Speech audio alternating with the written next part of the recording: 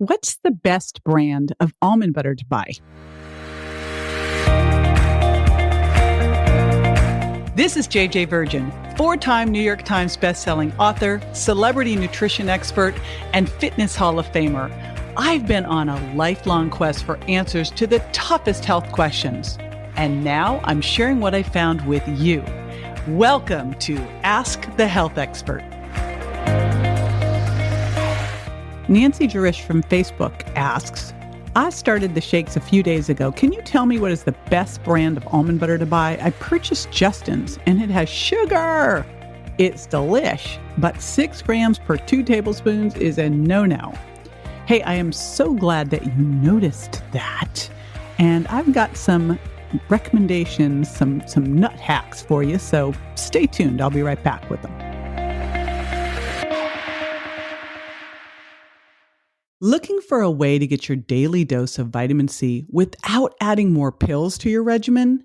My new sparkling high-potency vitamin C powder does double duty. It's a delicious orange flavor that makes water taste great without sugar or artificial sweeteners, and it allows you to easily dose vitamin C based on your needs.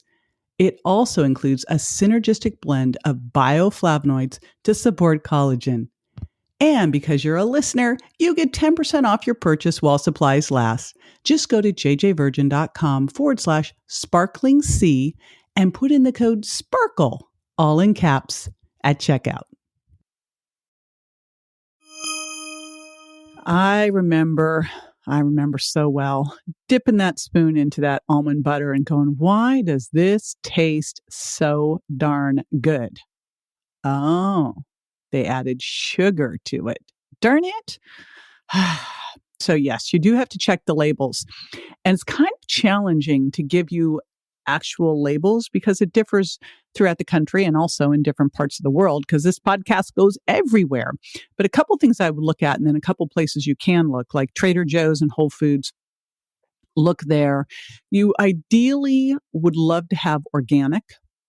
That's the best when you're getting these nuts, obviously. So you want organic nut butter with no sugar added. And make sure they don't add in some crappy oils too. I'm always amazed when that happens. But, the Whole Foods organic and Trader Joe's organics ones don't do that. So when I'm buying these, I am going to look for a couple different things. I want to ideally have the label say almonds and sea salt. I love sea salt in my nut butter and I love it in my shake. And that is it. Now, another thing to think about is almond butter is awesome. And there are those stores, I think Sprouts where I live does it, maybe Whole Foods does it, where you can actually grind it fresh. Oh my gosh, so good. But I'm going to push you to think outside the almond box for a bit because almond butter's great.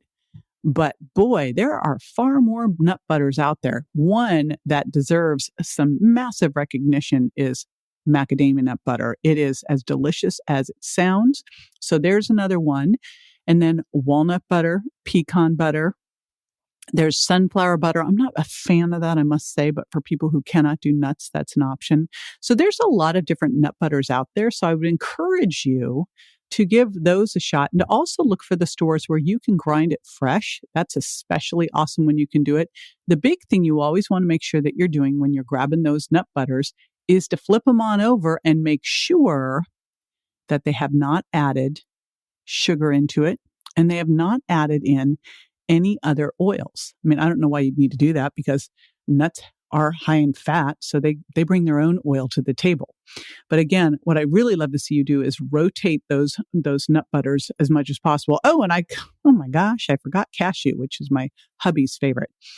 And I like to throw these in shakes, just like it sounds like you do, Nancy. That's one of the ways that we do them.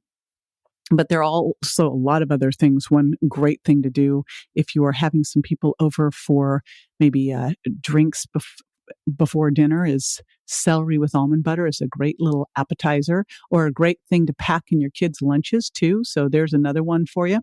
Or a little bit of a green banana with almond butter. Yum. So good. So again, try switching them up. Almond, pecan, walnut, cashew. But the one that you didn't hear me say, of course, was peanut. And that is because peanut's not a nut, it's a legume. And it is one of the ones that is more at a risk for aflatoxin mold than the other. So I like to stick to the nuts and the better fats from there. So there you go. Read those labels. This is JJ with Ask the Health Expert. I do this 5 times a week, so make sure you never miss a show by going to subscribetojj.com.